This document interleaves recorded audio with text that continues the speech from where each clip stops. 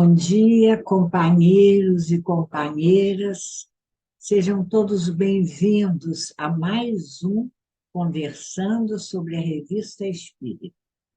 Hoje nós vamos refletir sobre a primeira publicação feita por Allan Kardec no mês de janeiro de 1858, na Revista Espírita, com o título Introdução. Introdução à Revista Espírita. Lembrando que, se você não assistiu aos 3 primeiros Conversando sobre a Revista Espírita, você pode acessar o nosso canal com o lápis na mão, ele está aqui para mim, com o lápis na mão, e retomar os nossos diálogos anteriores. Você verá que o primeiro episódio versou sobre a apresentação da Revista Espírita feita pelos editores da Edicel, que estamos usando.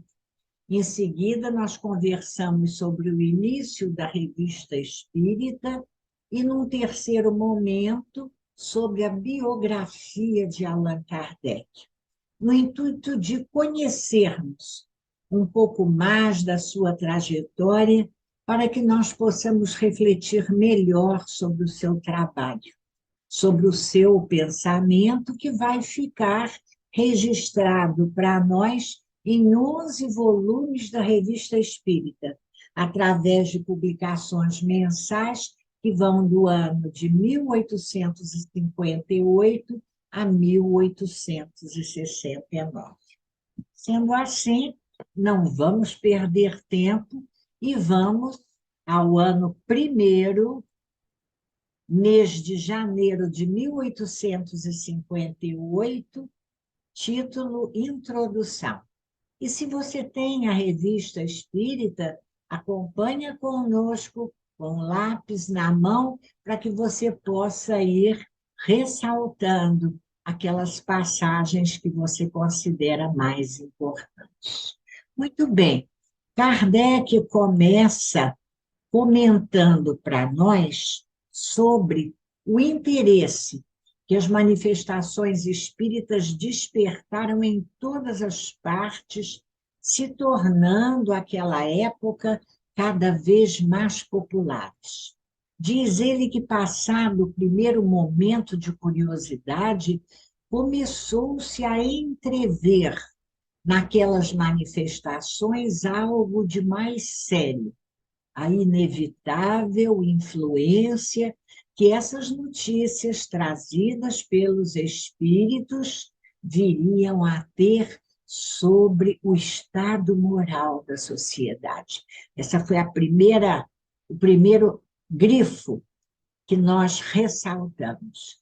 A inevitável influência que essas notícias viriam a ter sobre o estado moral da humanidade. Nós lembramos que, quando vimos a biografia de Kardec, ele já havia dito para nós essa mesma ideia trazida numa outra palavra, quando ele diz para nós que, no contato com as primeiras manifestações, ele entrevê naquelas aparentes futilidades daquele primeiro momento, no passatempo que faziam daqueles fenômenos qualquer coisa de sério, como que a revelação de uma nova lei que ele queria estudar a fundo, que ele se dispunha a estudar a fundo. Isso porque ele percebe, e vai dizer para nós na sequência do texto,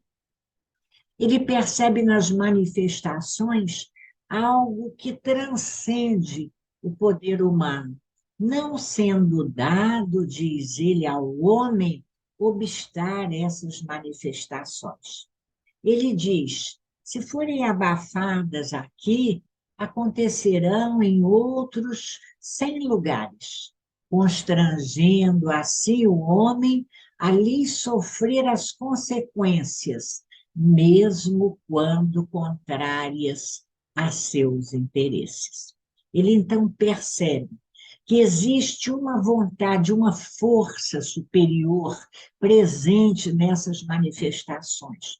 Uma força, diz ele, da natureza, que se revelava através do fenômeno, e ele então intui que os homens até poderiam desviar ou atrasar o curso dessas revelações, mas não poderiam impedi-las.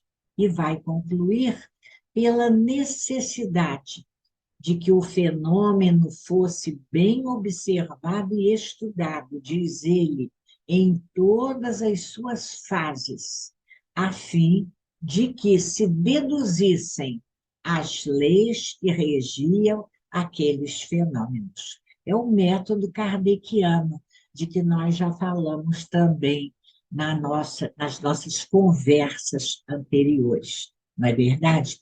Nós vamos, então, observar que essa dificuldade, que é uma dificuldade sempre presente, na medida em que as revelações vão sendo trazidas ao homem a partir do progresso do espírito humano. Há sempre aqueles que tentam desviar, modificar, alterar, algumas vezes adulterar as mensagens que são trazidas, atrasando de maneira significativa esse curso do progresso.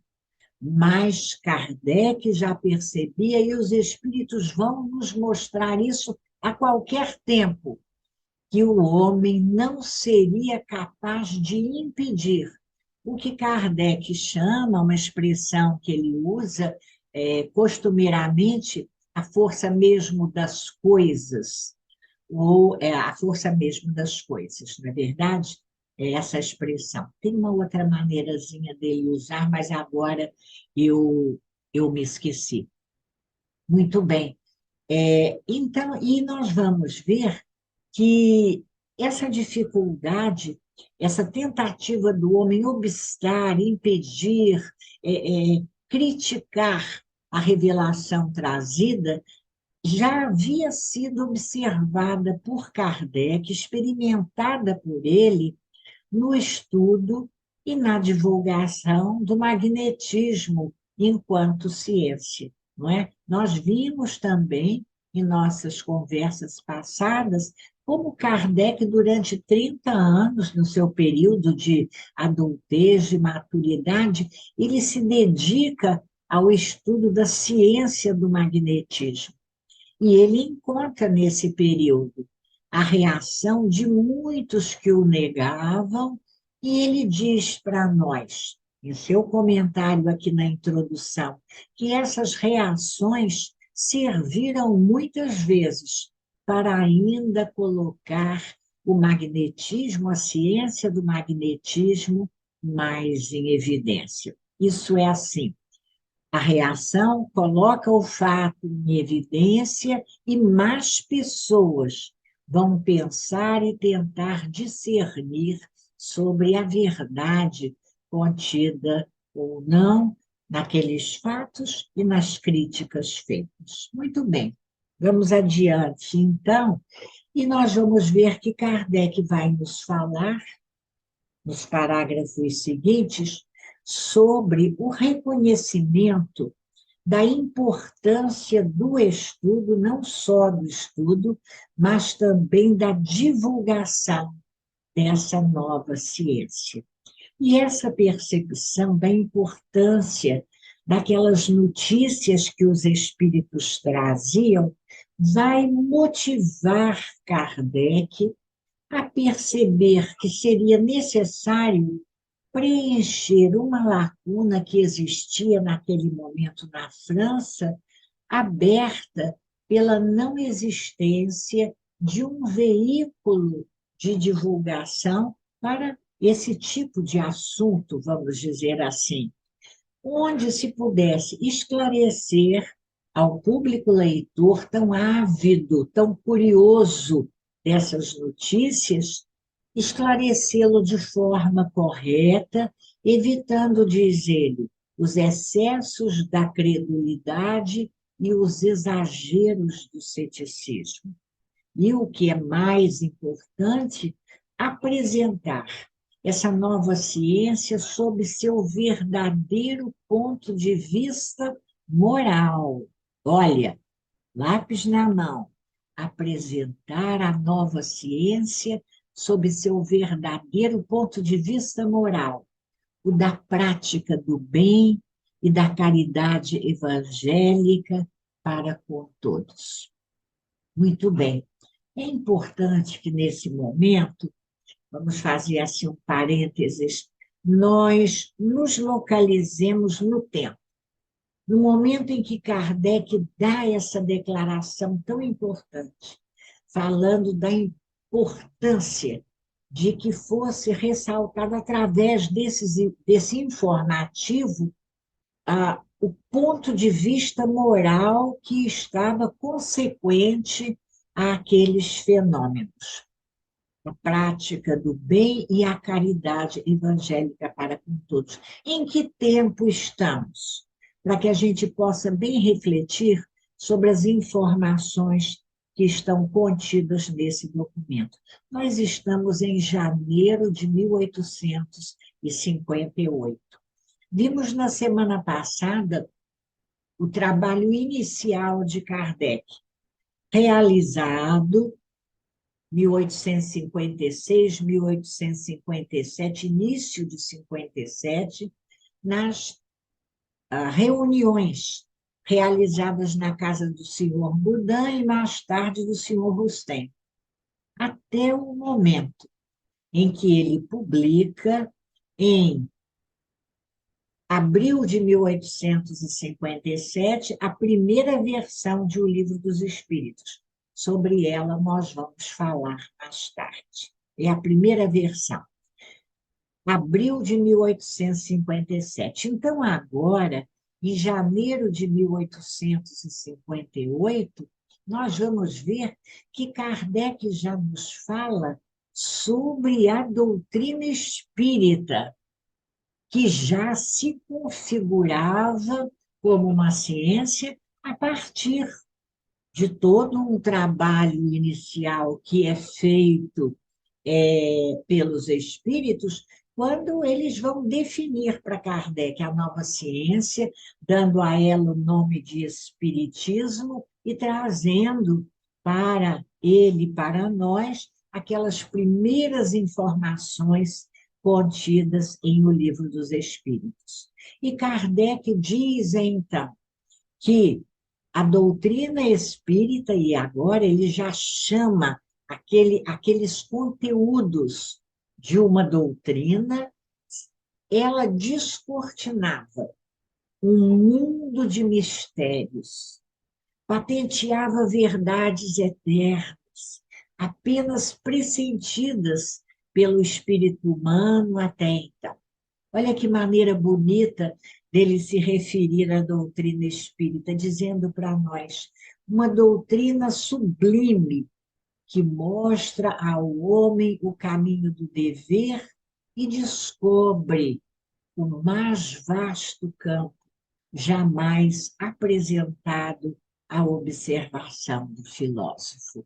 Sobre isso nós vamos ainda comentar um pouquinho mais tarde. Mas, nesse momento, vamos fixar a palavra de Kardec, definindo dessa maneira, repetimos, tão bonita, a doutrina como uma doutrina sublime, que vai mostrar ao homem o caminho do dever, descortinando para ele, para o homem, verdades eternas, apenas pressentidas pelo espírito humano até então. E ele continua dizendo para nós que ainda nesse momento, e através dos tempos, até hoje, isso acontece muitas vezes na abordagem acadêmica que é feita nos estudos da doutrina espírita, dentro de uma ciência da religião, ele vai dizer que alguns contestarão a denominação de ciência que ele dava ao espiritismo. Uma ciência espírita, ele usa essa expressão. Ele reconhece, então, raciocinando conosco, que o espiritismo não é uma ciência exata, aquela que fornece resultados lógicos e precisos, como a química ou a matemática. Ele a considera uma ciência filosófica e ressalta para nós aquele momento ainda não acabada, mas já capaz de, a partir de deduções lógicas dos fatos, determinar um conjunto de leis que regem esses fatos. E adiante, ele vai, então, comentar também o fato de os fenômenos observados terem ocorrido desde as mais remotas eras, terem se produzido em todas as épocas, o que nos mostra, e é importante essa observação de Kardec, que eles não seriam o resultado do progresso do espírito humano, porque eles, sendo produzidos desde as mais remotas épocas, eles estiveram presentes naquelas primeiras culturas, nas primeiras civilizações, se podemos dizer assim, ainda em um homem primitivo, ainda afastado desse progresso do espírito humano que mais tarde vai acontecer. E ele volta a dizer para nós que isso acontece por esses fenômenos, essas comunicações estarem sempre na ordem das coisas. Mais tarde vamos entender bem essa expressão, a ordem das coisas, usada por Kardec. Mas esses fatos, agora observados e analisados, vão dar ao homem, ele diz para nós, a possibilidade de, a partir da comunicação com o mundo incorpóreo, adquirirem conhecimentos de seu estado futuro. Também agora a gente faz um link com os registros na biografia de Kardec, quando ele diz para nós que ele percebia naqueles fenômenos a chave do problema tão obscuro e tão controvertido, desculpem, do passado e do futuro da humanidade. Vamos repetir. Percebia naqueles fenômenos a chave do problema tão obscuro e tão controvertido do passado e do futuro da humanidade, a solução que eu procurara em toda a minha vida. E Kardec vai, então, continuar recordando para nós como a existência dos espíritos e a sua intervenção no mundo corpóreo sempre fizeram parte das cogitações do espírito humano. E ele vai discorrer para nós dizendo, seja na Bíblia, seja como base de todos os sistemas religiosos, pelos sábios da antiguidade, no mistério dos oráculos entre gregos, egípcios, hindus, persas ou romanos, ainda mais tarde, na Idade Média, com os adivinhos e feiticeiros, as ninfas, os gnomos, as fadas, os duendes, expressões dessas manifestações, formas diferenciadas de o espírito humano perceber e definir essas manifestações. A prática das evocações, até mesmo entre os selvagens, como nós bem sabemos. Enfim, isso leva Kardec a concluir conosco que uma doutrina não sobrevive a milhares de gerações. entre povos tão diversificados e em todos os graus da escala social, se ela não estiver fundada em algo positivo. E aí nós chegamos ao cerne dessa apresentação de Kardec, nesse primeiro capítulo aqui, de janeiro, nesse primeiro comentário, melhor dizendo, né, de Kardec, na publicação de janeiro de 1858, quando ele diz para nós que essa doutrina sobrevivia, estava sempre presente na ordem das coisas, porque ela estava fundada em algo positivo. E aí ele questiona para nós, o que seria esse algo? Esse algo positivo, isso é bárbaro, isso nos desafia ao estudo do Espiritismo, à compreensão da doutrina espírita.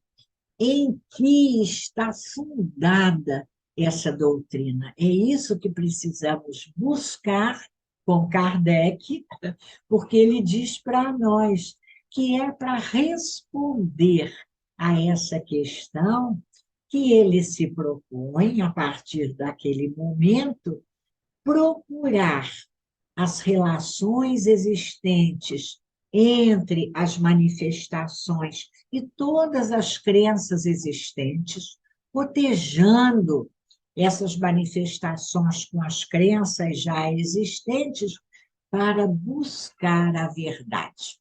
Se você está com o lápis na mão, vai lá e assinala, buscar a verdade, atendendo, diz ele, a esse anseio do espírito humano, expresso sempre, em todos os tempos, na intuição da existência de algo que preexiste e sobrevive à existência atual, agora, para Kardec, passível de ser demonstrado.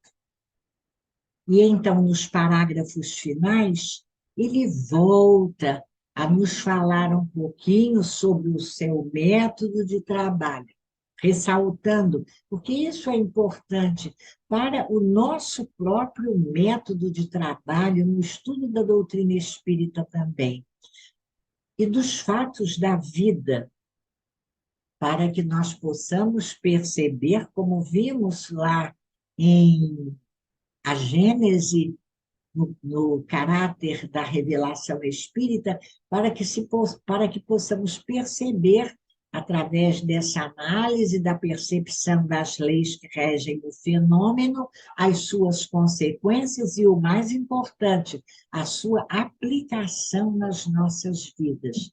Extraindo, diz ele, desses estudos, dessas observações, dessas reflexões, ensinamentos úteis quanto à linha de conduta mais conforme a ação moral. E ele vai dizer ainda para nós, em suas instruções, vai dizer ainda para nós que, em suas instruções, os espíritos superiores, está aqui, são os parágrafos finais, não é, dessa introdução, que os espíritos superiores têm sempre o objetivo de despertar os homens o amor do bem pela prática dos preceitos evangélicos. Por isso mesmo, eles nos traçam o pensamento que deve presidir a redação dessa coletânea. Então, ele diz que, percebendo a maneira dos espíritos superiores procederem, buscando sempre, através dos ensinamentos, despertar no homem o amor do bem. Olha que expressão bonita, pela prática dos preceitos evangélicos, a importância de nós amarmos o bem, não é, para que possamos praticar os preceitos evangélicos, ele diz que é dessa maneira, inspirado por isso, que ele vai realizar a redação dos artigos nessa coletânea. E ele diz, então, terminando no último parágrafo, como se vê, nosso quadro compreende tudo que se liga ao conhecimento da parte metafísica do homem. Estudá-la-emos no seu estado presente e no futuro, pois estudar a natureza dos espíritos é estudar o homem. Por isso que este um dia participará do mundo dos espíritos. Quando nós estudamos a natureza dos espíritos, nós estamos nos estudando, porque daqui a pouco, mais breve ou mais distante do momento de agora, nós adentraremos essa vida espiritual, retornando à nossa verdadeira realidade de espíritos imortais que somos. E ele diz que, nesse sentido, ele vai, então, eu havia prometido a vocês essa notícia, ele vai adicionar ao título principal dessas publicações, Revista Espírita é o título principal, o subtítulo, Jornal de Estudos Psicológicos, a fim de dar a compreender toda a sua importância. Então, é o que nós temos, a Revista Espírita, Jornal de Estudos Psicológicos. Kardec termina assim, mas ainda acrescenta para nós uma nota muito interessante, muito importante, que nós não vamos ler, porque ela é extensa, mas recomendamos a você a leitura dessa nota, porque ele vai aqui colocar para nós 10 pontos que ele considera importantes de serem abordados na análise das comunicações, nas publicações que vão ser realizadas adiante. É como se Kardec apresentasse aqui para a gente um programa, não é, de um curso, como nós fazemos pedagogicamente quando nos dispomos a estudar uma matéria. Nós determinamos, não é, os aspectos que nós queremos abordar nesse estudo. E Kardec coloca que ele temiza para nós esses 10 pontos sobre os quais ele vai procurar nos fornecer documentos para que nós possamos bem entendê-los.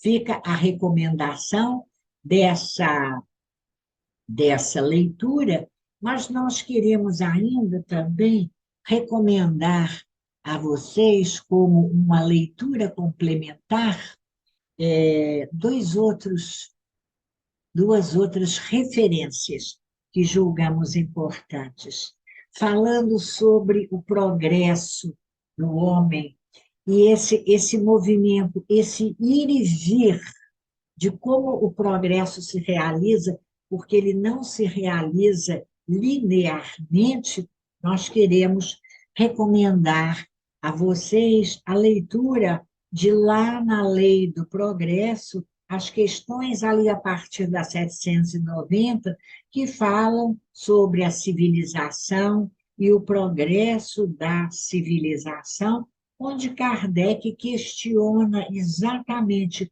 como se dá esse progresso, considerando que muitas vezes o homem pode tentar obstar, impedir ou, com suas ações, atrasar esse progresso. E os espíritos vão dizer a Kardec que isso acontece todas as vezes em que os homens, lidando com os conteúdos recebidos, eles ainda não estão nem aptos, nem algumas vezes dispostos, estão desinteressados de entender, de refletir sobre esses conteúdos. E queremos também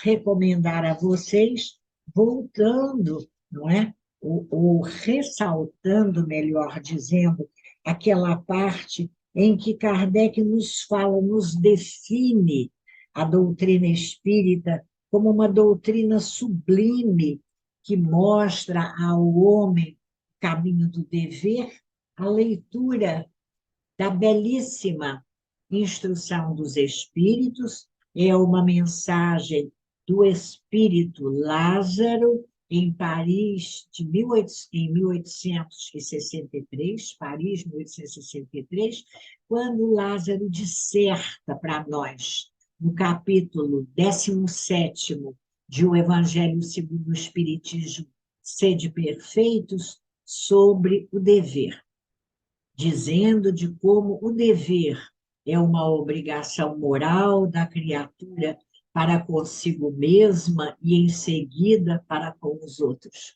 E ele diz: o dever é lei da vida.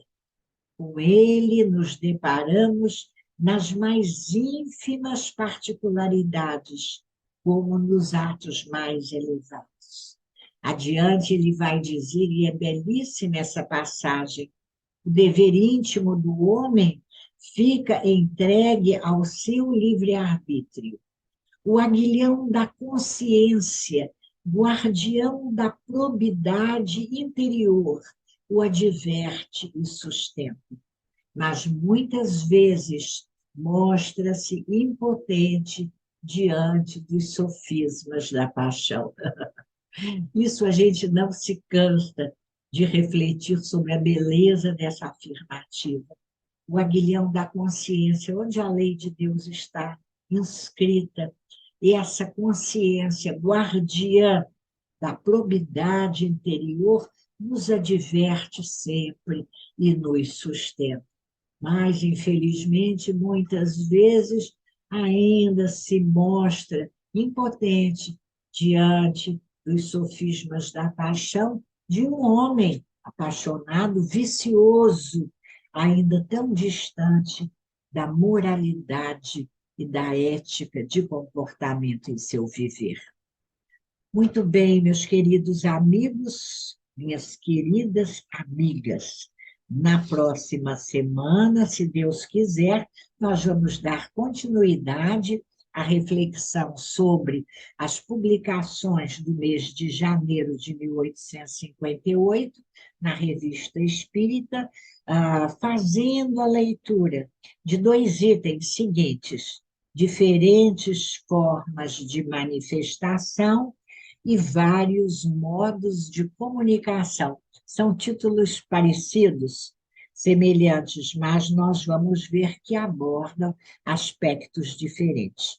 Fica isso programado e agradecendo a você a companhia, agradecendo a você pelas observações, comentários, links que você possa ter estabelecido ao longo do nosso diálogo e que você deixe aí registrado para nós. Nós queremos desejar a você, no dia de hoje, muita paz.